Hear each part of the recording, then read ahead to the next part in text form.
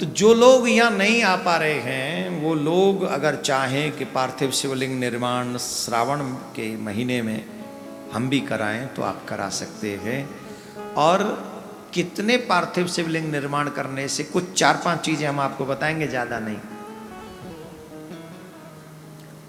और ये जो यहाँ बैठे हैं वो भी सुन लें, कल से उसी क्रम पे आप बनाएं जिससे आप जिस इच्छा को लेकर बनाना चाहते हैं वो इच्छा आपकी पूर्ण हो सके। पहला, जो बच्चे विद्या प्राप्त करना चाहते हैं।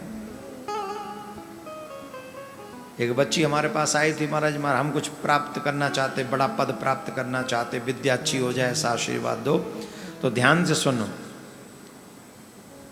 जो बच्चे विद्या प्राप्त करना चाहते हैं, सरस्वती माँ की कृपा प्राप्त करना चाहते हैं, एजुकेशन सेक्टर में आगे बढ़ना चाहते हैं, सफल होना चाहते हैं, उन बच्चों को 1000 पार्थिव शिवलिंग का निर्माण करके उनका अभिषेक, उनका पूजन करना चाहिए और फिर उनका विसर्जन करना चाहिए। 1000 पार्थिव शिवलिंग का निर्माण, पूजन और ये करने से उनके ऊपर माँ सरस्वती की कृपा होगी और वो जो एम प्राप्त करना चाहते हैं वो कर सकेंगे। शर्त इतनी है कि जब भी निर्माण करें श्रद्धा से करें।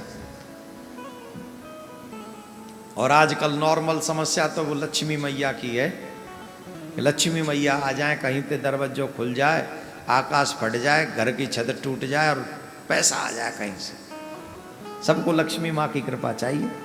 तो जिनको लक्ष्मी माँ की कृपा चाहिए, जिनका धन का अभाव है, उन लोगों को नित्य जब तक ये चले 500 शिव महापुराण 500 पार्थिव शिवलिंग का निर्माण करवाना चाहिए, करना चाहिए। और पार्थिव शिवलिंग का निर्माण कराकर 501 उसमें उनका अभिषेक करें, विसर्जन करें। इससे धन का अभाव नष्ट हो जाएगा। कई गृहस्थी ऐसे हैं जिन गृहस्थियों के घरों में संतान नहीं है और वो चाहते हैं कि संतान प्राप्ति हो, तो उन्होंने उन लोगों को 1500 पार्थिव शिवलिंग का निर्माण करना चाहिए और उनका पूजन करना चाहिए और उनका अभिषेक करके उनका विसर्जन करना चाहिए। 1500 पार्थिव शिवलिंग का निर्माण करने पर पुत्र धन की प्राप्ति हो जाएगी, अगर हम श्रद्धा से ये निर्माण करेंगे तो। अब एक उपाय एक ऐसा है कि जिसको हम लोग इस बार कर ही नहीं रहे। जो लोग, जो मनुष्य मोक्ष की प्राप्ति करना चाहते हैं, जो चाहते हैं कि हमें मोक्ष की प्राप्ति हो जाए, ऐसे लोगों को 1 करोड़ पार्थिव शिवलिंग का निर्माण करना चाहिए, उनका पूजन और उनका विसर्जन करना चाहिए। तो उन्हें मोक्ष की प्राप्ति इसी जीवन में प्राप्त हो जाएगी जो 1 करोड़ पार्थिव शिवलिंग का निर्माण करेंगे।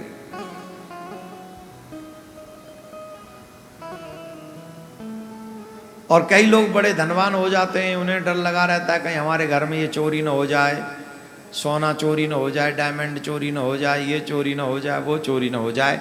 तो जिनको अपने घर में चोरी का भय रहता हो, ऐसे लोगों को 1000 शिवलिंग का निर्माण करके उनका पूजन और उनका विसर्जन करना चाहिए। तो उनके घर से, उनके मन से ये चोरी का भय भी समाप्त हो जाता है। राधे राधे बोलना पड़ता है। और जोर से बोलो। और जो पूर्ण किसी भी प्रकार का मनोरथ जिनके मन में रहता हो, हमारी ये इच्छा पूरी हो जाए, हमारी ये इच्छा पूरी हो जाए, हमारी ये इच्छा पूरी हो जाए, तो जिनके मन में ऐसे मनोरथ रहते हों, उन्हें 10,000 पार्थिव शिवलिंग का निर्माण करना चाहिए, उनका पूजन और अभिषेक करना चाहिए 16 मात्र से, और फिर उनका विसर्जन करना चाहिए। मात्र 10,000 पार्थिव शिवलिंग का निर्माण करने से, उन पर बेलपत्र चढ़ाने से, बेलपत्र क्यों चढ़ाना चाहिए? बहुत मंगलकारी है बेलपत्र का। आप जब बेलपत्र का स्पर्श भी करते हो तो आप सोच नहीं सकते इतना बड़ा फल है उसका। दर्शन मात्र से, दर्शनम बिल्वपत्रस्य स्पर्शनम पापनाशनम अघोर पाप संगासम बेल्वपत्रम शिवार्पणम। बड़े से बड़ा पाप बेलपत्र के दर्शन और स्पर्श मात्र से नष्ट हो जाता है। बड़े से बड़े अघोर से अघोर बड़े से बड़े पाप जो हैं, जब हम बेलपत्र को श्री शंकर भगवान के ऊपर चढ़ाते हैं नमः शिवाय कहकर, बड़े से बड़े पाप भी बेलपत्र चढ़ाते ही शिव शंकर पर उसी समय नष्ट हो जाता है। राधे राधे बोलना पड़ेगा। त्रिदलम त्रिगुणाकारम त्रिनेत्रम चतुर्धार्द्विदम त्रिजन्म पाप संगारम बेलपत्रम शिवार्पणम। जैसे ही बेल्व पत्र को कोई शंकर भगवान पर चढ़ाता है, उसके 3 जन्मों के पाप एक बेलपत्र चढ़ाते ही नष्ट हो जाते हैं। इसलिए श्रावण मास में ज्यादा से ज्यादा बेलपत्र चढ़ाने चाहिए और सोमवार के दिन बेलपत्र तोड़ना नहीं चाहिए। ले लो, सबसे ज्यादा सोमवार के दिन चढ़ाते हैं लोग, और सोमवार के दिन बेलपत्र चढ़ाते हैं, पर सोमवार के दिन बेलपत्र तोड़ने नहीं चाहिए। ये नोट कर लें आप, पूरे श्रावण भर ये गलती हम लोग न करें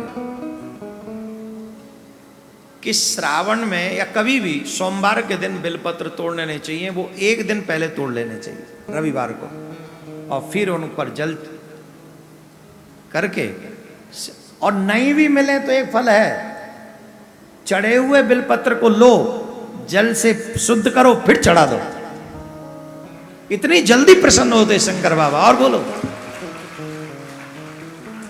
पर सोमवार के दिन बेल्व पत्र तोड़ना नहीं चाहिए। इस बात को सभी कान खोल के पूरे श्रावण भर सुन लो। और ये श्रावण के बाद की भी बात है। और जब आस्था पे कथा पूरी हो जाए तो जो लोग आस्था पे देख रहे हैं, क्योंकि ये प्रसंग पूरा करके ही हम विश्राम लेंगे, ये प्रसंग पूरा हो जाएगा और प्रसंग पूरा होने में 10-15 मिनट लगेंगी।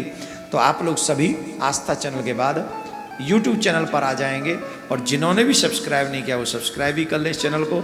ज़्यादा से ज़्यादा कृष्ण भूमि के उस कार्य से जुड़ें। ये जो नंबर आपको दिख रहा है 992733 नहीं 99273000, 3 बार 0 है 000 और फिर है 37।